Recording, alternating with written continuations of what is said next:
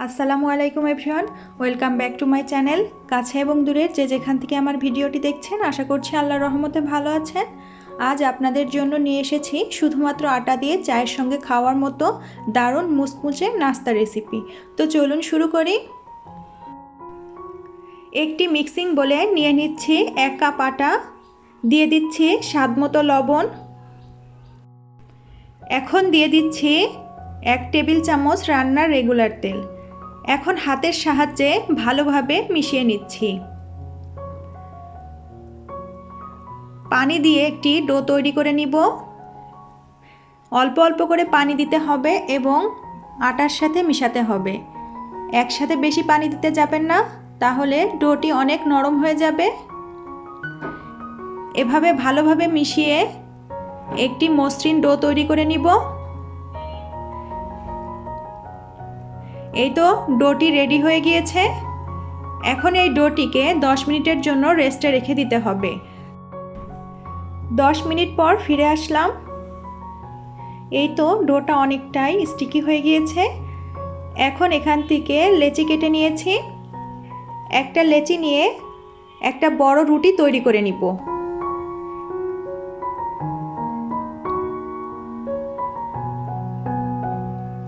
উপর থেকে আটা ছড়িয়ে দিলাম। একটি পাতলা রুটি তৈরি করে নিব, যাতে নাস্তাগুলো অনেক বেশি ক্রিস্পি হয়, খেতেও অনেক দারুণ লাগে। এই তো রুটিটা প্রায় তৈরি করা হয়ে গিয়েছে। এখন একটি ছুরির সাহায্যে শেপ করে কেটে নিব।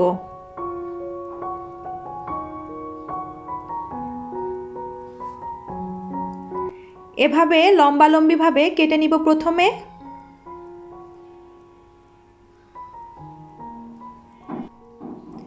এই নাস্তাটি তৈরি করা অনেক বেশি সহজ, খেতেও মজাই লাগে।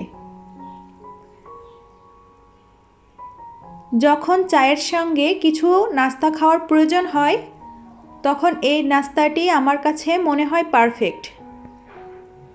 একেবারেই সোজা তৈরি করা, যে কেউ তৈরি করে নিতে পারবে। এই তো আমি এভাবে কেটে নিচ্ছি।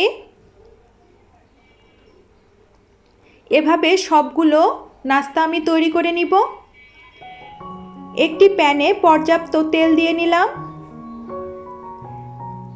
তেল সামান্য গরম হলে নাস্তাগুলো দিয়ে দিব। চুলার আঁচ মিডিয়ামে রেখে নাস্তাগুলো ভেজে নিব। বেশি হিটে ভাজতে যাবেন না, তাহলে অতিরিক্ত তাপে নাস্তাগুলো পুড়ে যাবে, খেতে ভালো লাগবে না। এই তো দেখুন অনেকটাই ফুলে উঠেছে। এক সাইড হয়ে গেলে উল্টিয়ে দিব, অন্য সাইডটাও ভালোভাবে ভেজে নিব।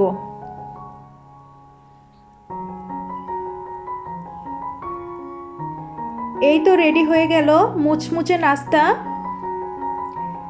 বিকালে চায়ের আড্ডায় এরকম নাস্তা থাকলে গল্পের আসর অনেক জমে যায়। আশা করি রেসিপিটি আপনাদের কাছে ভালো লেগেছে। ভালো লাগলে প্লিজ একটি লাইক দিতে ভুলবেন না।